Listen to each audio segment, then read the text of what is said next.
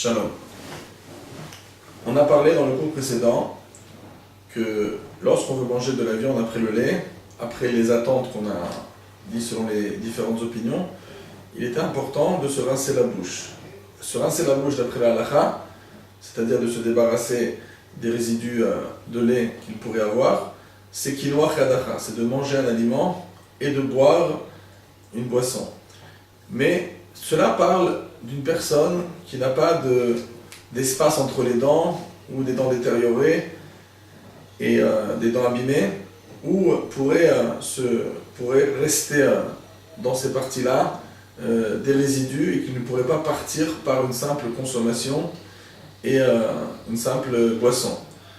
Donc ce sujet n'est pas réellement relevé directement dans le Shulchan Aruch, mais le frère du Maharal de Prague, dans un de ses livres, en parle et il explique qu'il est important donc de faire un nettoyage beaucoup plus yesodi, beaucoup plus profond. Bien sûr, comme on parle de Yom Tov, on parle de Shavuot, donc si on aurait été en semaine, bien sûr, on aurait pu se rincer les dents avec une brosse à dents, etc. Étant donné qu'on parle de Yom Tov, donc les gens qui sont susceptibles de saigner en se rinçant les dents, ils feront très attention de prendre, on peut prendre une brosse à dents par exemple, même Yom Tov, et même de la mouiller un petit peu, mais de faire attention de ne pas toucher aux gencives pour ceux qui ont des gencives qui sont très sensibles. Et le point qu'on veut apporter ici, c'est surtout donc de faire très attention pour ces gens-là, de faire un nettoyage beaucoup plus profond, beaucoup plus important, pour ne pas, chas v'shalom, le jour de Shavuot et même dans l'année en général, chas v'shalom, de transgresser le issur de Massa v'Chalaf sans faire attention. Il est également important de changer de nappe, puisqu'on a deux seudot. On a dit que juste après le kiddush, on va manger du chalavi, et ensuite dans le prochain repas, ce sera un repas bessari. Ça ne suffit pas de rincer, de nettoyer la nappe. On doit changer de nappe, c'est la coutume qui est respectée dans la halakha, qui est apportée dans le Shulchan Aruch. Donc bien sûr, il faut y penser ça avant la fête, d'avoir deux nappes, une nappe bessari, une nappe chalavi, pour ne pas shalom aussi transgresser sans faire attention, en laissant des résidus chalavi sur la nappe et en mangeant shalom du bessari. La veille de Shavuot, alors on prépare des chalotes, donc ça ressemble un petit peu à tous les rêves Shabbat ou tous les rêves Yom Tov. Donc il y a une question qui se pose: comment faire en sorte que nos chalotes restent parvées pour pouvoir les consommer avec de la viande. Deuxième question qui a spécialement à Shavuot, c'est que, étant donné que selon la raison du rameau, pourquoi nous on mange du chalavi à Shavuot, c'est parce que on veut rappeler les deux pains. Donc on avait mentionné le minag de faire un lechem, de faire une souda chalavite avec du pain. Donc beaucoup de gens ont cette coutume de faire des chalotes au beurre, des chalotes en vérité qui sont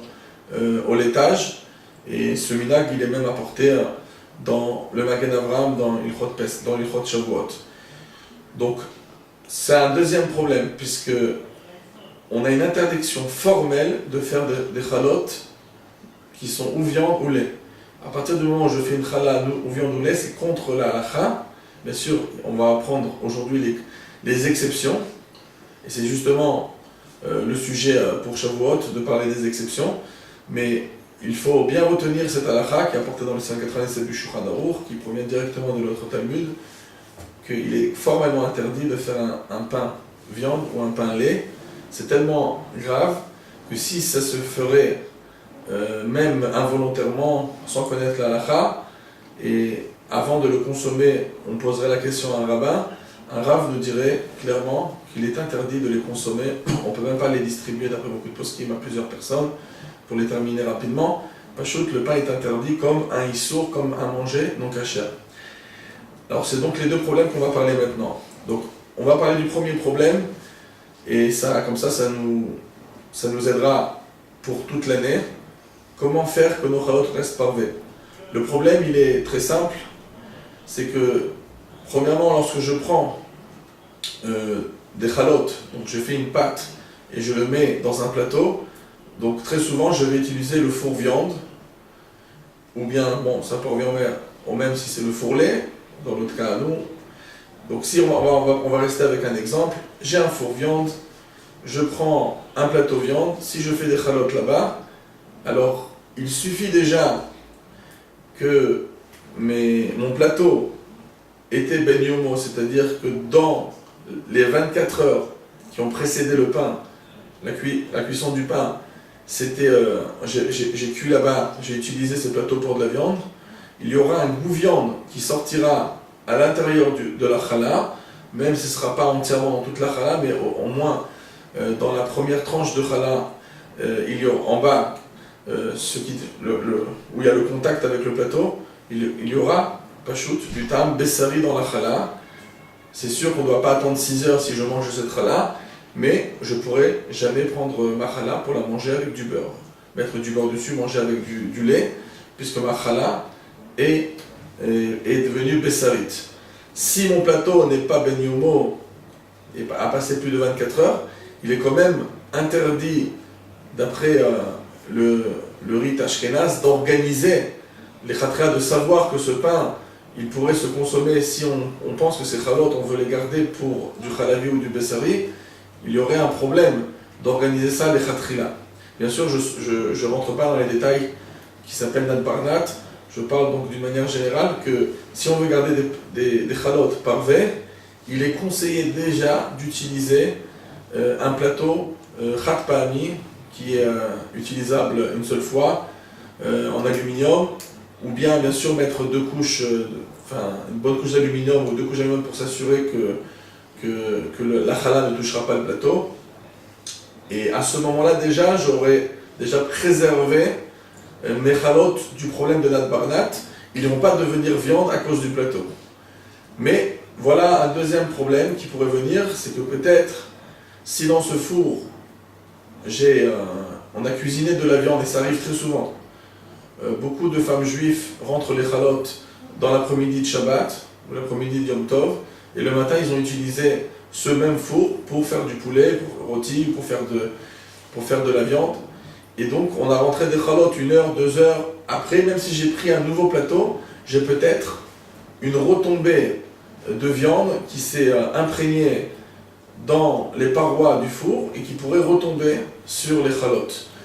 Alors bien sûr c'est un très long sujet dans Yoredea, ça commence dans le Siman Tzadik Bet Sifret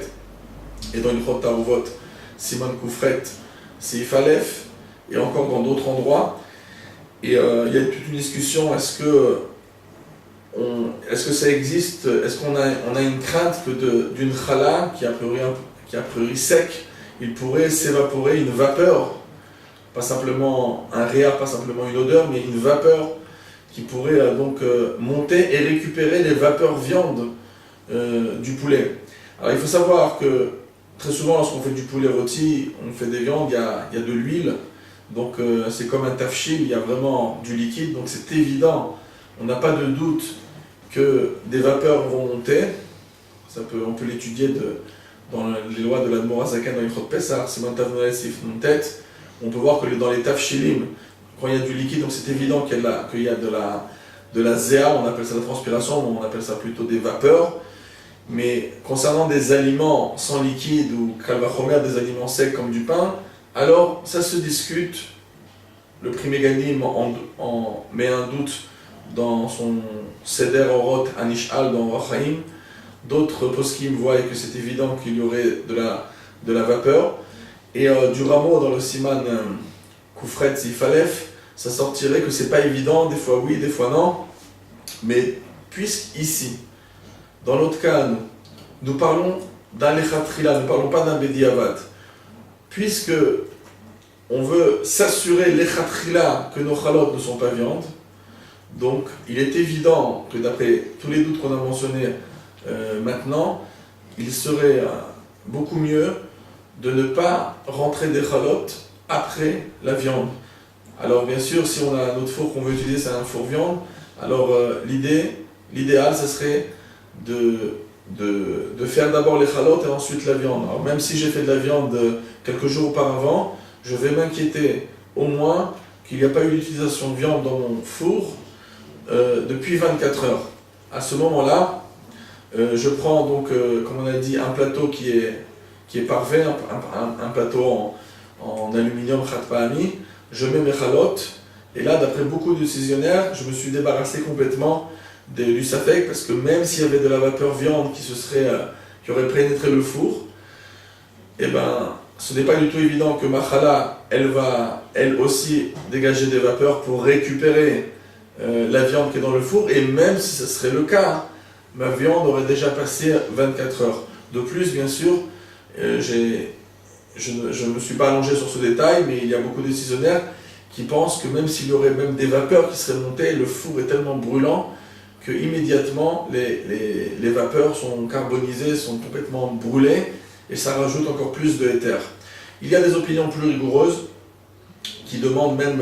de faire une sorte de cachéralisation rapide du four, c'est-à-dire que de ne pas utiliser un four viande pendant 24 heures, l'allumer pendant un petit quart d'heure, 20 minutes au maximum, et ensuite rentrer nos chalotes. C'est sûr, c'est un hidour en plus, que certains poskim disent, comme le Rav Vosner, et d'autres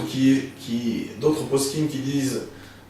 qu'il serait bien de prendre une petite éponge mouillée pour un petit peu nettoyer, rapidement bien sûr, pas un nettoyage de fond, mais pour être sûr qu'il n'y aurait pas de saleté viande, des vapeurs qui auraient pu rester collées extérieurement et non intégrées dans le fer du four. Mais concrètement, au moins si le Ham Israël ferait attention de ne pas utiliser un four pendant 24 heures, d'utiliser un plateau qui n'est pas benyomo, c'est-à-dire un plateau qui n'est pas besseré, qui est parvé complètement au khat pa'ami, alors là, ça serait déjà, Baruch Hashem, un très bon minag à instaurer dans les maisons d'Israël, y compris donc, pour la veille de Shavuot. Un autre détail, c'est le deuxième problème, c'est que si par exemple j'ai envie de faire des chalotes qui seront chalavi, parce que des chalotes viande, bon, c'est pas très courant, mais on pourra le déduire l'un de l'autre, mais des chalotes chalavi ça existe, où des personnes veulent faire des chalotes avec du chema, avec du beurre. Donc nous avons mentionné le problème de Siman Tzadik Zayin, qu'il est interdit de faire un pain qui est chalavi ou bessari, mais il y a des ouvertures. On trouve dans le Shulchan Aruch 3 ouvertures. Une, c'est de faire une quantité qui va me suffire d'après le Bet Yosef pour un seul repas. C'est-à-dire si je prépare des chalotes pour un repas, le repas chalavi, et que c'est ce qui est prévu, bien sûr, peut-être que quelqu'un n'aura pas assez faim ce jour-là, mais concrètement, il est prévu et organisé de terminer les chalotes pendant ce repas. Chalavi, c'est autorisé, puisque la quantité est tellement petite qu'on n'a pas de peur qu'on va oublier pendant ce repas que le pain est chalavi. Il y a une autre possibilité, ça c'est d'après l'opinion séfarade du Bet Yosef. Les Ashkenazim disent que s'il y a une quantité de pain qui suffit pour la journée, c'est-à-dire dans notre cas à nous, même si on aurait des chalotes pour 2 repas, d'accord, et ben pour une longue journée, ça serait autorisé, mais de toutes les manières, puisque le repas du soir est viande, donc en faisant du lechem chalavi pour 2 repas, il nous en resterait pour après la fête, étant donné qu'après la fête on n'est pas obligé de manger du pain tout de suite, donc ça nous ferait un vrai problème. Donc il est mieux, pour éviter tout problème, même pour les Ashkénazes, de faire des chalotes chalavi pour une quantité d'un seul repas. Il y a une autre possibilité, c'est que le chalavi se voit à l'œil nu comme une pachita, c'est-à-dire que si je mets du pain avec du gruyère sur la surface du pain, donc c'est évident que là j'ai un indicateur clair qui me rappelle de ne pas transgresser, puisque je vois de mes propres yeux que le pain est chalavi. Bon, ça c'est pas très courant, donc je vais parler du troisième naï, qui est aussi facilement utilisable, c'est de faire une forme spéciale à mes chalotes. À partir du moment où je fais une forme particulière que je n'ai pas l'habitude, par exemple je vais faire mes choulas, je vais faire un triangle, ou une forme qui va me rappeler que ce n'est pas une forme normale, pour pouvoir me souvenir que dans ce pain il y a quelque chose de spécial. À chaque fois que je vais regarder ce pain, je vais dire il a une forme spéciale, ça va me rappeler qu'il est chalavi, et c'est pour ça que là on aura une autorisation bien sûr à en faire dans des plus grandes quantités. En général, très souvent, ce qu'on voit plus, c'est le premier tnaï, c'est de faire une petite quantité pour la souda halavite, comme ça on n'a pas besoin de chercher des formes qui n'existent pas en parvé, dans un lechem parvé, et donc comme ça on n'aura aucun problème de faire du lechem halavi.